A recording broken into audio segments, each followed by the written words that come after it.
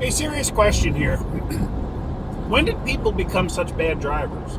Like, with no respect for the rules of the road, with no respect for other drivers, with a complete inability in how to handle a vehicle. Like, when did the left lane become the slow lane? Like, I don't get it. When did we become a nation of, what's a turn signal? Like, I don't get it. I just don't understand. Every day I get on a highway and there's people that get on the highway, like I can watch them come up an exit or an entrance ramp. They get on the highway and immediately shoot over to the left lane. And they're going barely the speed limit.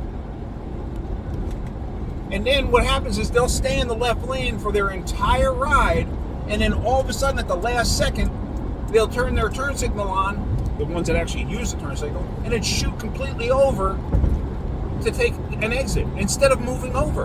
And it's like people got to pass them on the right. And they're absolutely clueless, completely clueless.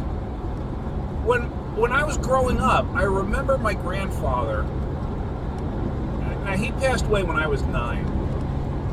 Bruno Hermann Wessel. You do not get any more German than that.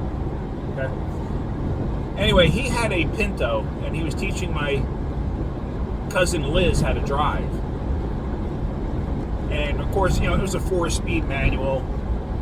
And I remember him, and I'll never forget this, because I don't know, I was 7, but I'll never forget this. He told her, while he was showing her how to drive, he said, now, what I'm going to do is, when I'm driving, I'm going to grab that rear view mirror, and I'm going to turn it so you can't see it. And when I do, you tell me how many cars are behind you, and in what position are they in.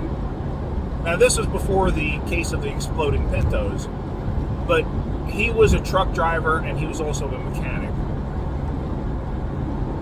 And his reasons were, you always want to know what's behind you.